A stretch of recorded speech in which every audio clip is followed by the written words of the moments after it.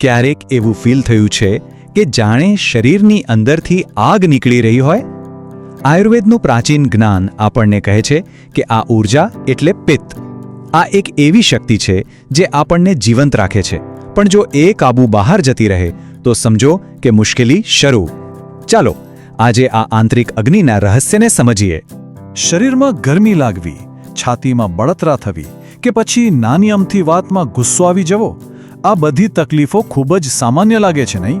પણ શું તમે ક્યારે વિચાર્યું છે કે આ બધા પાછળ કોઈ એક જ કડી જોડાયેલી હોઈ શકે? આયુર્વેદ કહે છે હા, બિલકુલ હોઈ શકે છે. તો આ પિત્ત છે શું? જુઓ, એ કોઈ દુશ્મન નથી. એને આપણા શરીરની એક અંદરની ભઠ્ઠી સમજો. એવી અગ્નિ જે ફક્ત આપણો ખોરાક જ નહીં, પણ આપણા વિચારો, આપણી લાગણીઓ, આપણા અનુભવો બધું જ પચાવે છે.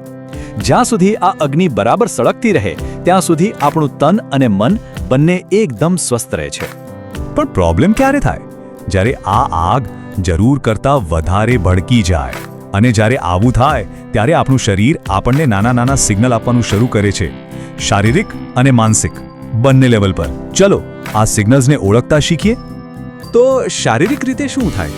વેલ, સૌથી પહેલાં તો શરીરમાં ગરમી દેખાય છે, જેમ કે હાથ પગના તળિયામાં સતત બળતરા થવી, એસિડિટી થવી, વારંવાર મોઢામાં ચાંદા પડી જવા કે પછી પરસેવો ખૂબ થવો અને એમાં પણ તીવ્ર ગંધ આવવી.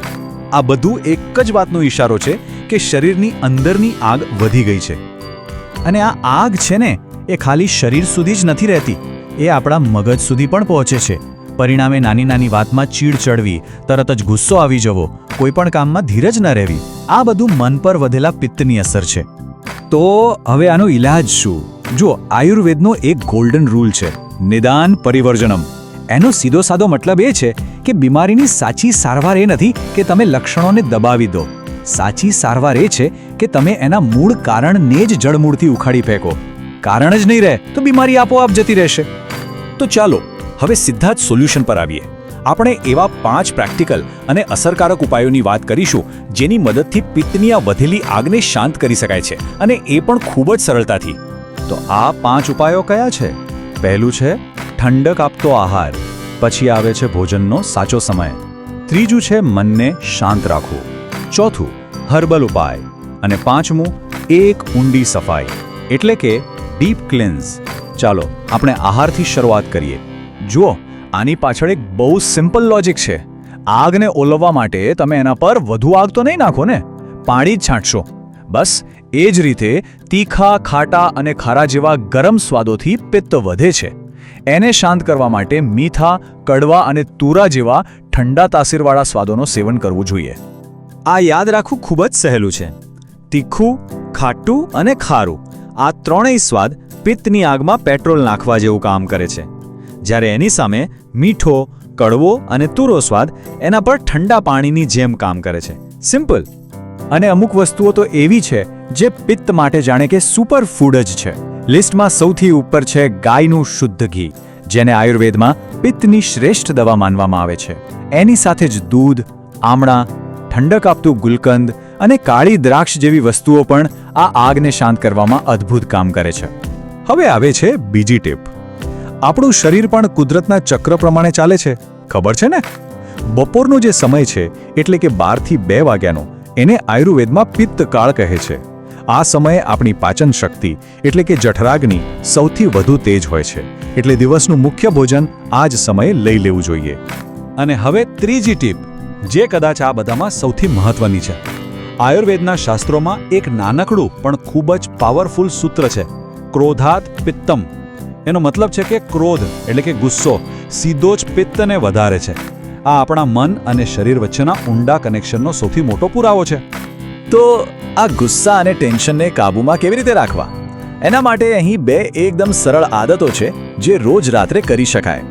પહેલું 15-20 મિનિટ પ્રાણાયામ, અને બીજું સૂતા પહેલા નાકના બંને નસકોરામાં ગાયના ઘીના 2 ટીપા નાખવા. આનાથી મનને શાંત કરવામાં અદ્ભુત મદદ મળે છે. ચોથી ટીપ એકદમ ફર્સ્ટ એઇડ જેવી છે. એક એવો ઘરેલું હર્બલ મુખવાસ જે તમે બનાવીને રાખી શકો અને જ્યારે પણ એસિડિટી કે ગરમી જેવું લાગે ત્યારે તરત જ લઈ શકાય. આ એક ઇન્સ્ટન્ટ ઉપાય જેવું કામ કરે છે. આને બનાવવાની રીત બહુ જ સિમ્પલ છે. બસ આ બધી વસ્તુઓને બતાવેલા પ્રમાણમાં મિક્સ કરી લો. દિવસમાં 6 થી 8 વાર જ્યારે પણ જરૂર લાગે ત્યારે અડધી ચમચી લઈ શકાય છે. આ શરીરમાં વધેલા પિત્તને તરત જ શાંત પાડે છે. અને હા, જેને ડાયાબિટીસ હોય એ લોકો સાકર વગર પણ બનાવી શકે છે. અને હવે 5મી અને છેલ્લી ટીપ. આ એ લોકો માટે છે જેમની સમસ્યા થોડી ઊંડી અને જૂની હોય. જ્યારે સામાન્ય ઉપાયો પૂરતા ન હોય ત્યારે શરીરને અંદરથી ઊંડી સફાઈની એટલે કે ડિટોક્સની જરૂર પડે છે. આને સમજવા માટે ચાલો એક ઉદાહરણ લઈએ. માની લો કે પિત્તનું અસંતુલન એક નાનકડા ખાબોચિયા જેવું છે.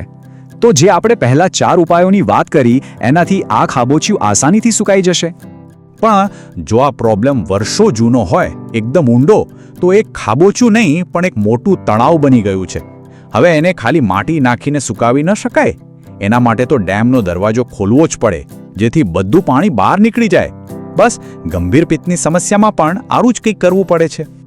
આયુર્વેદમાં ડેમ ખોલવાની પ્રક્રિયાને વિરેચન કહેવામાં આવે છે. આ એક એવી શુદ્ધિકરણની પ્રક્રિયા છે જેમાં શરીરમાં જમા થયેલા વધારાના પિત્તને સુરક્ષિત રીતે બહાર કાઢવામાં આવે છે. આના પરિણામો ચમત્કારિક હોય છે, પણ એક વાત ખાસ યાદ રાખજો, આ કોઈ ઘરે કરવાનો પ્રયોગ નથી. આ હંમેશા કોઈ અનુભવી વૈદ્યની દેખરેખ હેઠળ જ કરવામાં આવે છે. તો આ આખી વાતનો સાર શું છે? આપણે સંતુલન તરફ પહેલું પગલું કયું ભરવું જોઈએ? ચાલો એને ટૂંકમાં સમજી લઈએ. જુઓ, આ બધા ઉપાયોમાં સૌથી શક્તિશાળી ઉપાય કયો છે ખબર છે? સૌથી સરળ ઉપાય, કારણને જ ટાળો. આયુર્વેદ આપણને શીખવે છે કે શ્રેષ્ઠ દવા એ છે જે રોગને થતો જ રોકે. જે વસ્તુઓથી આગ લાગે છે એને જીવનમાંથી દૂર કરી દો, તો પછી આગ ઓલવવાની જરૂર જ નહીં પડે. તો હવે સવાલ એ છે કે પોતાની અંદરની આ આગને શાંત કરવા માટે આજથી જ તમે કયું એક નાનકડું પગલું ભરશો? યાદ રાખજો, મોટામાં મોટો ફેરફાર પણ એક નાના પહેલા પગલાંથી જ શરૂ થાય છે.